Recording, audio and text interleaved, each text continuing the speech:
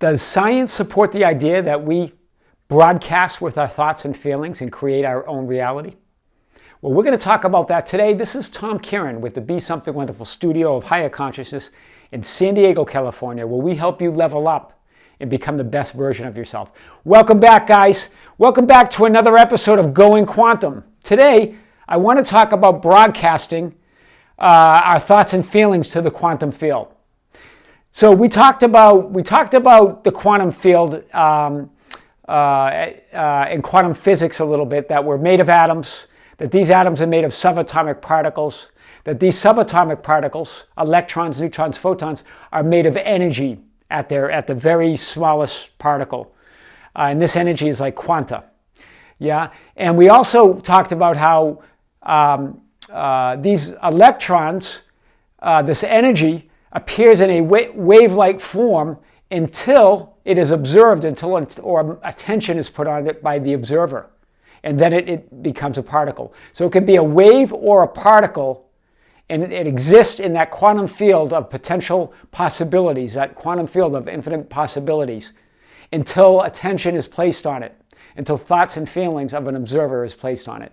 And then it appears in particle form. We also talked about that, guys, we're mostly energy, right? That we're 99.9999% energy, and that we're 0.0001% matter, and that we kind of bang around in physical reality focused on that matter and not what we're mostly made of, energy. So we talked about that, and we talked about this idea of it's called collapsing the wave of potential possibilities, right? We collapse the wave when we focus our attention and our feelings and our thoughts on this energy, and then it materializes. This is the whole idea of attracting things from that field of infinite possibilities, from that God consciousness, right? We really talk about the quantum field as the scientific side of that metaphysical field, that God consciousness, all there is, was, or ever be, right? We call it the intelligent mind. We call it that higher consciousness. It's really God, right? It's source, that one source, it's that divine love, right? So today, I want to talk more about the idea that we've been talking about how our thoughts and feelings attract and create our life. But I want to talk it from the quantum side today, and then just bridge that if we could. So, broadcasting our thoughts and feelings to the quantum field. How do we do that? We do it in this way. It's our mind, or what we think, plus our heart, how we feel. That is our state of being. That's what makes up our state of being. We've talked about this. Who we are really is how we think, feel, and act, right? So based on those thoughts and feelings and our actions. But our state of being really is made up of this: how we think and how we feel. Our mind plus our heart. Our mind plus our body, as Joe Dispenza would talk about. How we think carries an electric charge. When we think, those thought waves send out an electric charge to the universe, or the quantum field, or that higher consciousness. How we feel sends out a magnetic charge, right? How we feel sends out a magnetic charge. Those together, combined, have a distinct electromagnetic signature or frequency, right? We've talked about frequency. The Secret, way back, talked about the idea of the frequency. We're now talking about it as this electromagnetic signal under quantum physics that we're talking about the science right now, that sends out a signal to the quantum field that matches with a like signal that creates your reality, or matches your state of being, and you attract back what you're broadcasting. You're always getting back what you're broadcasting. You'll go, well, yeah, but nothing ever changes.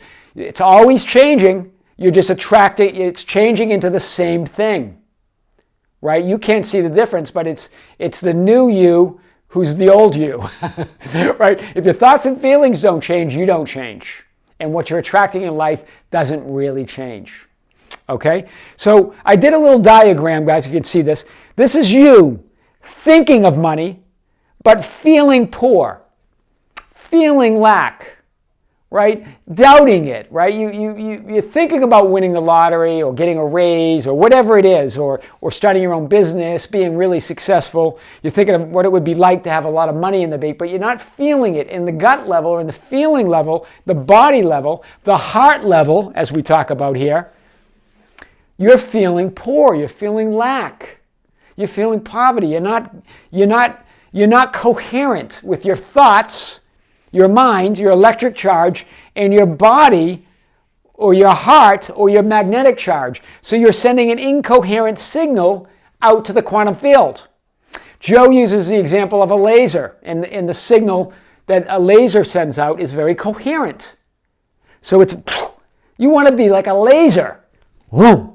Right? How do you get like a laser? So you can get back laser focused to get to a very laser-like coherent signal so you can get back what you want in life. Because this signal, what comes back to you is nothing, guys. Or very sporadic or not what you want.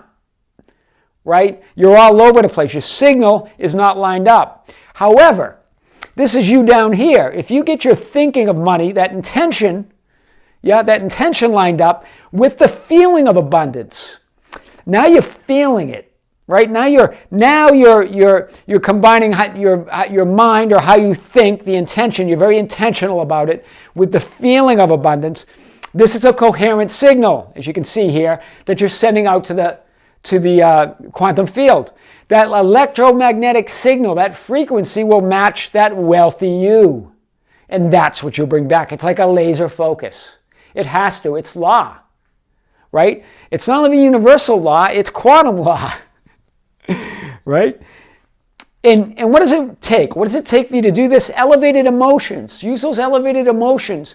Love, joy, appreciation, gratitude, plus intentional thought of what you want. Choose what you want to be. Choose what you want out of life.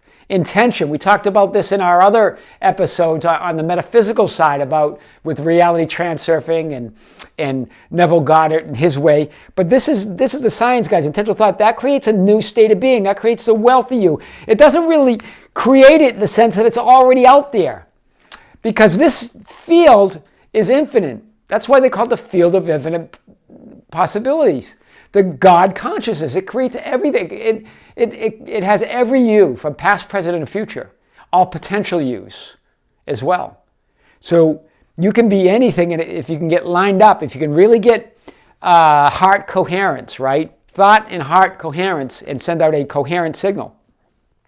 So this is the idea, guys. There's a lot of power. Joe also shares some experiments that they did. There was a doctor that did an experiment, an Israeli doctor in the year 2000, and he had a couple test groups, and he had some participants praying. So there was a hospital I think it was July 2000, where there were 3,000 patients that were ill from infections, and so he split those. It was a double-blind test, so he split those in two groups. One group they prayed for. The participants prayed for those patients. It was a list of patients, right? They didn't actually even see the patients. It was just a list of names. And the other group they didn't pray for. So two groups, 3,000 that were ill from infections. The participants, one group prayed for them. One list of patients they didn't pray for. For the list of patients that they prayed for, using those elevated emotions, that combining the thoughts in those feelings, showed dramatic improvements in their health. There was shorter stay time in the hospital. There was less effects from the illness. They recovered faster. So in both groups, patients died, but there was no significant difference in the numbers between both groups. But certainly in the group that they prayed for, there was distinct improvements in health and time in the hospital, and a whole list of criteria they used. Again, a double-blind test. The participants that were praying didn't know what list they were getting. The researcher didn't know. It was all done at random. And so, guys, that shows the power. A pretty powerful example of what thoughts and feelings, when they're aligned, what they can do. But here is the kicker. Here's the kicker that Joe shares. This, again, this was from a test done in July 2000 in a hospital that had 3,000 infections. The question is, how is it possible that one hospital can have 3,000 patients with an infection in the same month, right? That would be quite extraordinary. There must be an infection running through the hospital. Well, the list of patients didn't come from July 2000. Those patients were patients back in the 1990s, over a 4 or 5 year period. In the 1990s, there was a list of patients that had infections over 4 or 5 years. So again, double-blind tests, they split them into 2 groups. One group they prayed for, one group they didn't. Guys, here's the kicker. These patients that improved in their health didn't improve in July 2000, but their improvements were in the 1990s or in the past. So patients that were prayed for in the year 2000 made dramatic improvements in the past.